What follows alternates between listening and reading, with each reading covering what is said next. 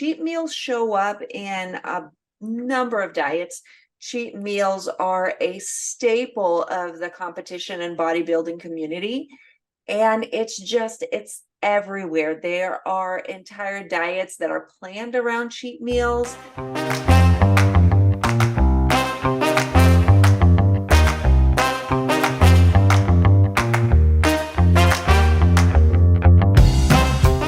Hello, and welcome to the Core Podcast. We're your hosts, Aline Keller and Shannon Polson. I'm a precision nutrition certified coach. And I'm a NASM certified personal trainer for over 13 years. We support women 30 years old and over to pursue health through realistic nutrition and fitness strategies. Our main passion is to help you find that smile when you look in the mirror, find freedom when you eat, and joy when moving your body. Make sure to subscribe for your weekly dose of doable health tips, practical advice, and so much more. It's the health education you wish you'd had.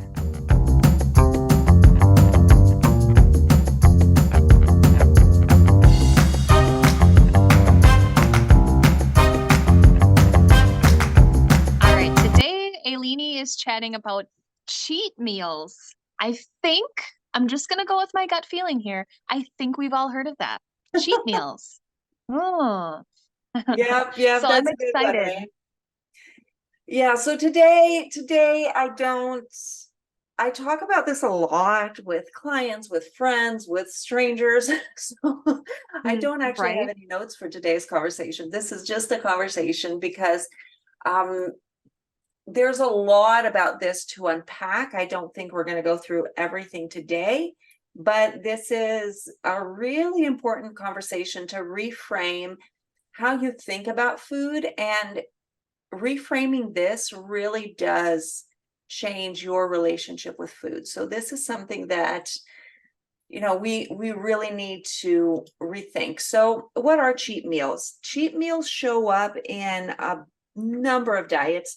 Cheat meals are a staple of the competition and bodybuilding community, and it's everywhere. There are entire diets that are planned around cheat meals, programs that are planned around cheat meals, and there are accounts that are called cheat meal something or another. So this is really a big thing, and there are many reasons why I don't like this, and I'm going to unpack as many as I can in a short amount of time. And Shannon's just right there having the conversation with me. So let's go. I want to start by saying that my biggest issue with cheat meals is probably, and it's the thing is, it's not just one thing, but one of the biggest things for me is that by saying something is a cheat meal, you are automatically putting it into a bad category. So one of the worst things you can do with food is give it moral value. So when you say that something is a cheat meal, you're saying that this is a bad food. This is something that you shouldn't be doing. So you're attaching moral value to this food as being something bad that you're doing. But at the same time, once we start incorporating cheat meals into diets and into programs, it's like, okay, this is something that you're not supposed to be doing, but you can do it. Like that doesn't mesh, right? And it really starts damaging our relationship with food. It really starts damaging how we view our food. And if you've never thought about this beyond just the catchy, this is a cheat meal, right? If you've never thought about it, let's reframe it in the context of a relationship. Okay, so think of a relationship. Either you could go into a friendship relationship, but this is most commonly seen in a romantic relationship. So you have two people, they are romantically involved, they're together, they're in a committed relationship.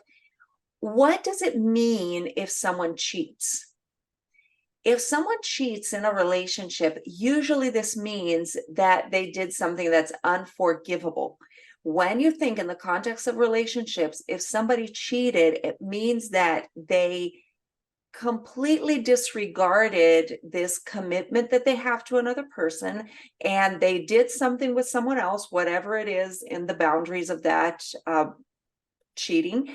And for the most part, this is usually seen as unforgivable.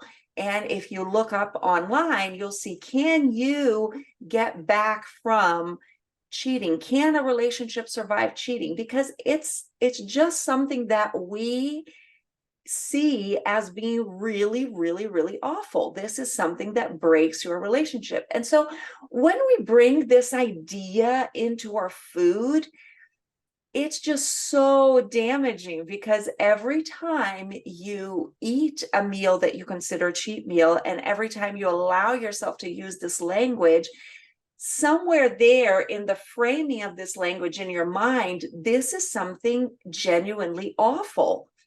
And there are many levels which this doesn't work. First of all, because can we please not compare or use the same, type of vocabulary for eating something that we use for somebody who is making a decision to destroy a relationship? Like, these things are not equal. One of these things has moral value. The other thing is food. Like, you're comparing, aliens to sunglasses, right? These things are not the same. So we really, really need to stop thinking of things as cheap food. And if you are in a program that has this, if this is a kind of vocabulary that you use, this really is something that you need to start reframing. So let's say that Sunday is your cheat day. There's a lot of that as well. Like, you have the one day that you can just pig out and eat whatever you want. So it's quote unquote your cheat day. What does this usually mean? It means that you're looking at Monday through Saturday as you being good. Oh, I'm being good because on Sunday I get to cheat. I'm being good because on Sunday I can eat whatever I want. I'm being good because on Sunday there are no rules. Again, like, look how damaging this is if you were to look at it from a different perspective and say, would you do this in a relationship? Would you say, okay, every Sunday is my cheat day, so I'm going to be committed to this relationship from Monday to Saturday, but on Sunday I can just go out and do whatever I want because Sunday is my cheat day and I'm allowed, and that's fine. That's not how it works. And that's also not how our body works. That's not how our food works. Being quote unquote good from Monday to Saturday, if on Sunday you have absolutely no regard for your nutrition and you have absolutely no care for what you're putting in your body, a few things can happen. Either you progressively start doing that more and more, instead of containing it to a day or a meal, you start expanding that and you start eating more and more of that. Or for some people, and this happens more often than you think, for lots of people, what happens is that cheat day or those cheat meals, they negate all the hard work that you're doing to reach your goals on the other days, because you're so focused on, I can't be bad, I can't be bad, I can't be bad, that when you do quote be bad, when you do the things that you tell yourself that you can't do and that they're wrong and that they're bad, you have no sense of when to stop. You have no sense of what's enough is enough. So cheat meals, I cannot think of, I have not heard of a single positive in having this framework of a cheat meal or a cheat food or a cheat day. All this does is wreak havoc in your diet. All this does is just, it makes you start framing food in a way that's really, really, really, really negative, when what we want to do is the opposite. Feel like it would really damage your emotional side too, not only with the relationship with food, but just the roller coaster that you're putting yourself on of just categorizing your food. And then, okay, maybe Sunday was your quote unquote cheat day. And then Monday morning, you feel like shit and you kind of just want to throw in the towel and eat another donut. Maybe I'll start up again on Tuesday, or maybe you're gun ho and you get back on the bandwagon on Monday morning. Yeah. But still, like, what an emotional roller coaster that to me just seems very unnecessary and kind of takes away some of that energy that can be useful in other areas of your life to be more productive towards just proper eating, balanced diet, movement, so on and so forth. And part of this thing, it's almost like justifying not choosing, right? Because what happens often with cheat meals is that it's so big and it's so out of the norm that we forgive ourselves, like, for not making a choice. We say, no, it's okay, it was a cheat meal, like I didn't have a choice, or I didn't want to choose. And one very important concept in owning your own health and improving your nutrition and improving your health is to make your own decisions. It's to look in the mirror and say, I'm an adult and I'm going to own my choices. I have to own my choices. So, the cheat meal of 2 or 3 bagels or donuts or pieces of pizza or fries or whatever it's going to be. So let's say donuts. Okay, I'm going to have 3 donuts every Sunday as my cheat meal. But like you said, what happens if I decide to have those 3 donuts in the morning for breakfast, and then mid-morning I'm sort of feeling an energy crash, and then I say, well, I already ate 3 donuts anyway, I might as well snack half a bag of chips. And then lunch comes around and you're like, well, I already screwed up anyway, so I might as well just eat. And then it's a snowball, right? Instead of being able to say, I can eat all of this, it's fine. Because also, when we say something is a cheat meal, it's forbidden, right? That's the thing, right? Because you don't cheat. Cheating is never legitimate. It's like, think of playing a game. What happens if somebody cheats in a game? Like, you're doing something wrong, you're doing something against the rules, there's going to be a consequence. So people try to hide that they're cheating, right? You slip cards into your sleeves or whatever it is. I don't know, I don't cheat in games, but whatever it is. Then you have like high level sports. When you have, what's cheating in high level sports? You have people like using drugs that aren't allowed. You have people, and all of these things have very serious consequences. They have to be done in secret. You don't want your food to be something that has to be done in secret. You don't want to be going at 3 a.m. into the fridge or the freezer because you have to hide from everybody what you're eating, right? And even as parents, like, you don't want to be eating something, hiding from your kids because it's something bad and you don't want them to eat it. Like, all these behaviors are toxic. All these behaviors are awful for your mental health, your emotional health, your relational health. And what we want to do is really get away from them and into making decisions. Now, we had an episode where we talked about the nutrition stoplight. Yes. So the red, yellow, green light. So this was June 28th. So this is, I want to say 3 or 4 episodes before this one that you're listening to now. That was a great one. And that is one episode that's going to help you reframe the cheat meals, because you have a list of things that you have control over. You have a list of things that are you have a little less control, but you can still deal with. And usually what people call cheat meals are their red light foods. These are foods that they have no control over. And so you start creating this, oh, this is bad and this is wrong and I can't have it and I can never eat this again. Well, that just makes you want it more. So what we need to do is just eliminate this vocabulary altogether. And here's my suggestion to you. Number 1, go listen to that episode so that you can have an actual structure to how you're choosing your foods. Number 2, understand that food has no moral value. You are not good or bad because of the foods you eat. You are not better or worse because of the foods that you eat. Food is food. Your value as a person and your contribution to the world does not depend on what you eat. And then my suggestion is just eliminate this vocabulary entirely and start looking at everything you eat as a choice. So you want to have chips for lunch. That's all you're going to eat for lunch. Don't call it a cheat meal. Make a decision.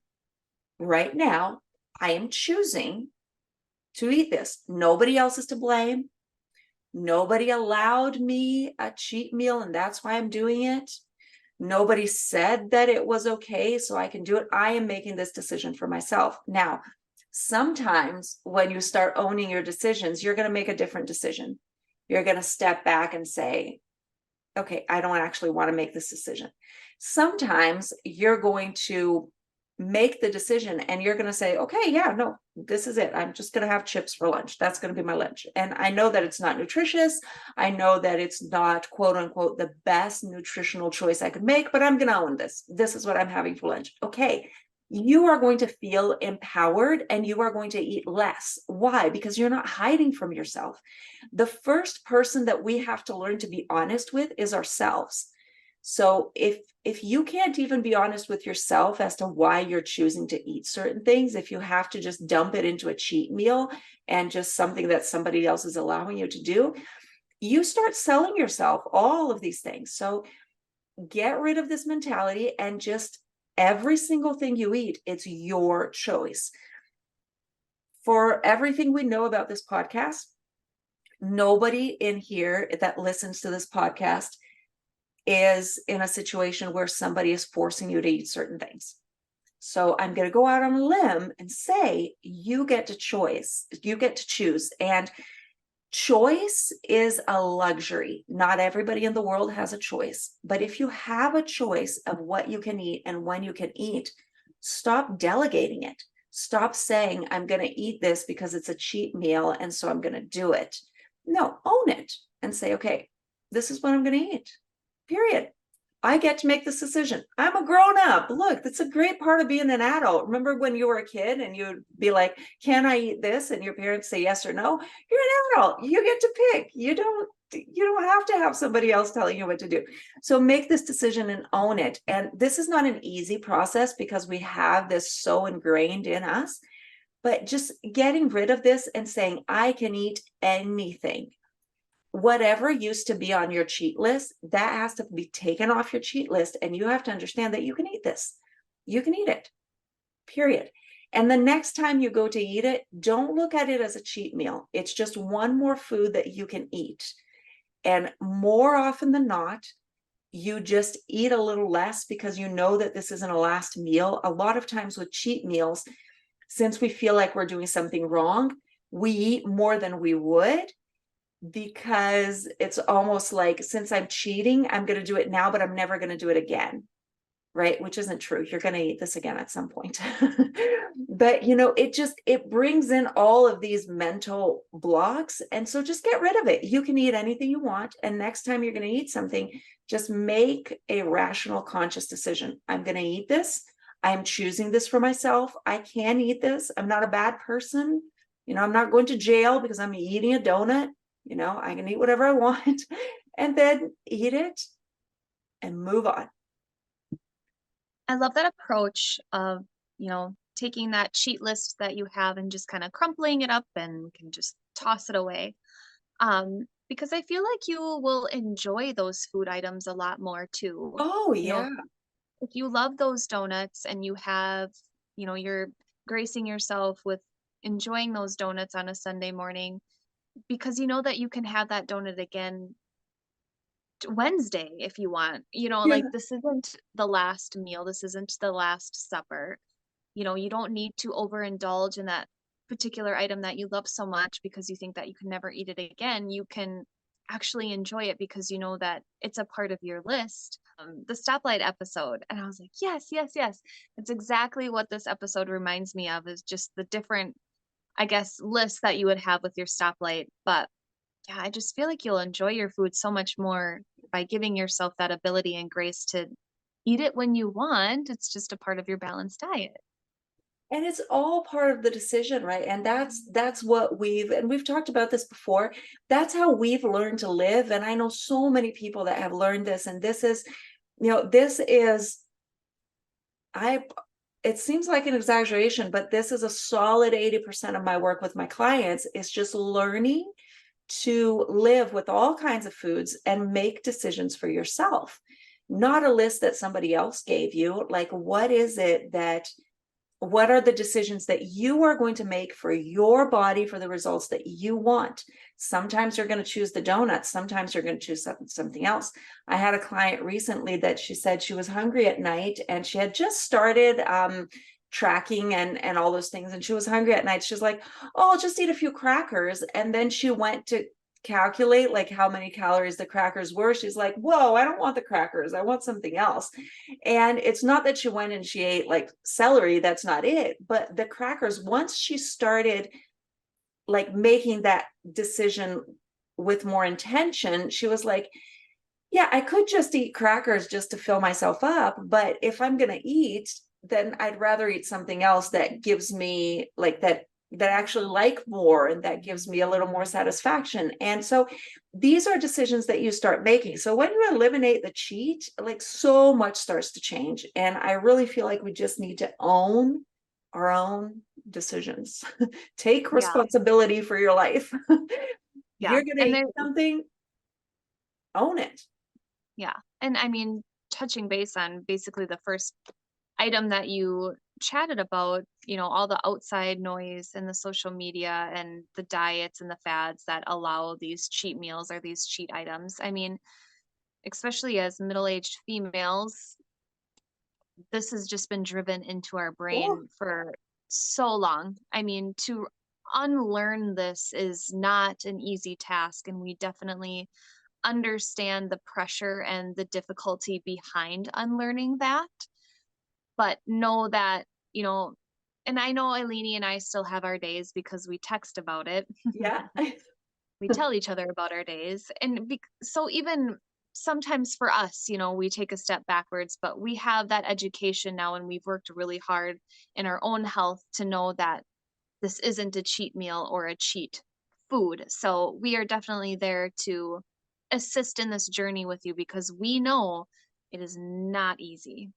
It's not easy, and it's lifelong, right? It's learning about yourself. And these suggestions I gave, like, this is a starting point for you to begin understanding yourself and to begin working through this. And what I can guarantee to you is that when you stop calling them cheat meals and start making decisions in the beginning, when you allow yourself all of the foods, you're gonna eat more than you would like and more than you probably should, depending on your goals.